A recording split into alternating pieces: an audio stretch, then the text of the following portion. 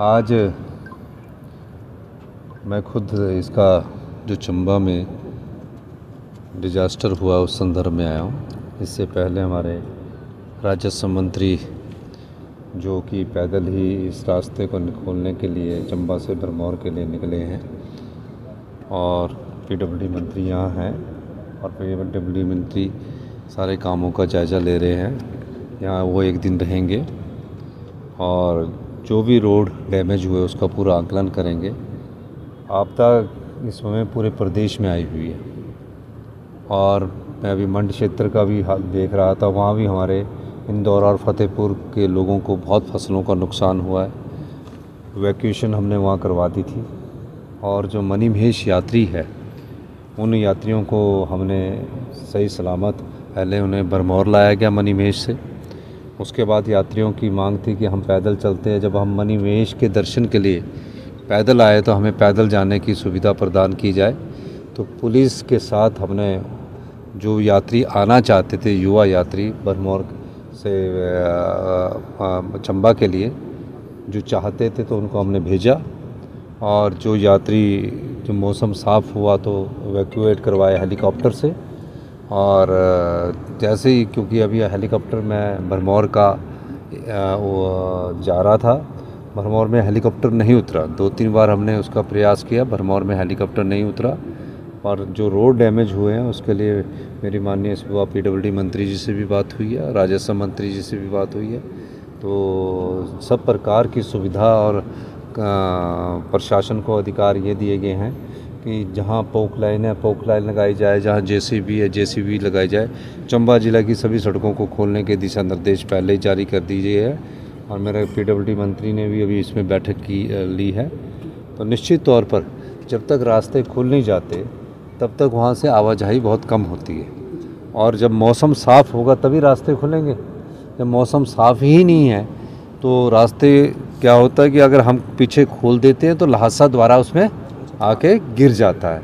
तो पहले तो मेन टाउन चंबा ही कटा हुआ था, तो पहले चंबा को ठीक किया गया कि चंबा और सारे रोडों को बारिश रुकने के बाद हमने पूरे युद्ध स्तर पर कार्य शुरू किया है। और निश्चित तौर पर अगर मौसम साफ़ रहेगा तो छोटे हेलीकॉप्टर के माध्यम से वहाँ से जो भी हमारे यात्री आए हैं, श्रद्धालु आए हैं, और उसको हम यहाँ से निकालेंगे। सर अभी ये आपदा पूरे प्रदेश में है और भारतीय जनता पार्टी के कुछ लोग सोशल मीडिया के माध्यम से अफवाहें फैला रहे हैं। मैं खुद जुड़ा हूँ, पीडब्ल्यूडी मिनिस्टर यहाँ जैसे विधानसभा है वहाँ पहुँच गए। हमारे राजस्व मंत्री, ऐसा कहीं दिखने को मिलता है कि एक मंत्री सड़क खुलवाने के लिए गया हो? कहीं देखने को मिलता है? एक मंत्री यहाँ बैठकर बैठक कर रहा है। हमारे विधानसभा के अध्यक्ष विधानसभा में स्पेशल एनएचआई के ऑफिसर्स और पीडब्ल्यूडी के ऑफिसर्स को बुला के कह रहे हैं कि आप रास्ता खोलिए। और वो कल सवेरे हेलीकॉप्टर के द्वारा आना चाहते थे लेकिन मौसम आड़े आ गया तो नहीं आ पाए, तो नीरज जी पैदल यहाँ चलकर आए। तो निश्चित तौर पर जो ये इस प्रकार की बातें कर रहे हैं, आपदा में अगर कोई उनके साथ खड़ा तो हिमाचल प्रदेश की सरकार खड़ी है। चाहे वो मनाली में आपदा आ रही है, चाहे वो कुल्लू में आपदा आ रही है, चाहे वो सराज में भी आ रही है, मंडी में आ रही है, धर्मपुर में आ रही है, करसोग में आ रही है। ये तो इस आपदा का से हमने जो 2023 में आपदा आई थी उससे सीख ली। इस समय जानें कम गई है। ये हिमाचल प्रदेश सरकार की मुस्तैदी है कि जानें कम गई है, लेकिन 2023 से ज़्यादा संपत्ति का नुकसान हो गया है। सड़कों का नुकसान बहुत ज़्यादा अधिक है मेरी। और निश्चित तौर पर जो नेशनल हाईवे वो टूट गए हैं, लिंक रोड बहुत टूट गए हैं, पानी की योजनाएं बह गई है, बिजली की योजनाएं बह गई है।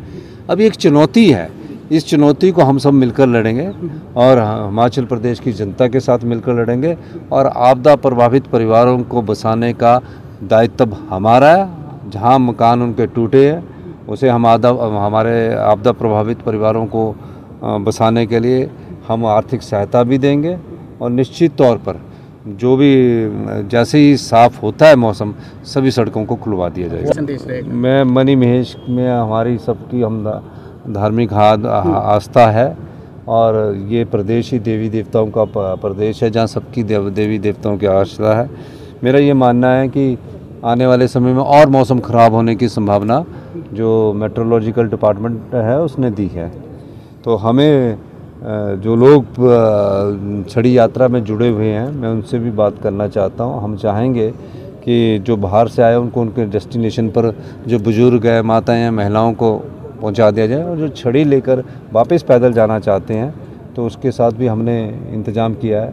जैसे भरमौर से जब लोग चले तो उनके साथ पुलिस वालों का जत्था भी हमने भेजा है। और ये नहीं है, जो लोकल पंचायत है उससे भी कोऑर्डिनेट किया कि लोकल पंचायत के अगर 3 किलोमीटर के दायरे में गाड़ी है तो उस गाड़ी में बैठाकर उनको वहाँ छोड़ा जाए, ये सुविधा भी दी है और बसेस की सुविधा भी लगाई है। तो ये सब एक तरीके से किया गया है कि पंचायत प्रधानों से हमारे सब लोगों ने कांटेक्ट किया, और निश्चित तौर पर हमें खुशी है कि किसी प्रकार की जो नुकसान जानों का होना तो वो बच गया है। देखो, पहले मनी महेश से उनको भरमौर लाना है। जी। भरमौर में खाने का इंतज़ाम, रहने का इंतज़ाम, छोटा सा हमारी तहसील है भरमौर, 10,000 लोग एकदम आ जाएं, 50,000 लोग आ जाएं तो इंतज़ाम करना, यही बहुत प्रशासन की चुस्ती होती है कि, और सरकार की चुस्ती होती है कि सबको रहने का इंतज़ाम किया।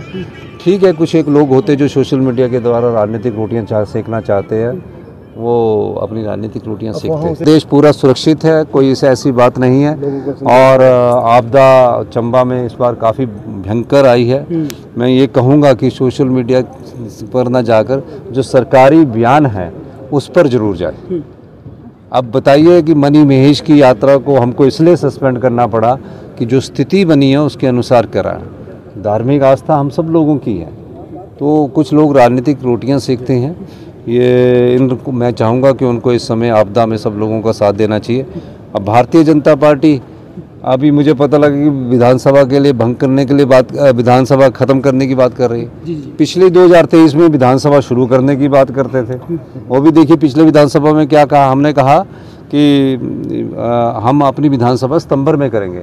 वैसे मेरा मानना है कि आपदा के समय हमें, क्योंकि जुलाई अगस्त में विधानसभा का आने वाले समय में अध्यक्ष महोदय से बात करूंगा कि कैसे हम विधानसभा का सेशन रेनी सीजन के बाद करें, क्या गाइडलाइंस है, क्या रूल्स है, वो तो अध्यक्ष ही बता सकते हैं। लेकिन हमारा मानना है उस समय करें ताकि हमारा पूरा ध्यान, और जो पुलिस कर्मचारी अधिकारी इतने हमारे प्रश्नों के उत्तर के लगे रहते हैं वो सिर्फ आपदा प्रभावित दृष्टिकोण से। धन्यवाद।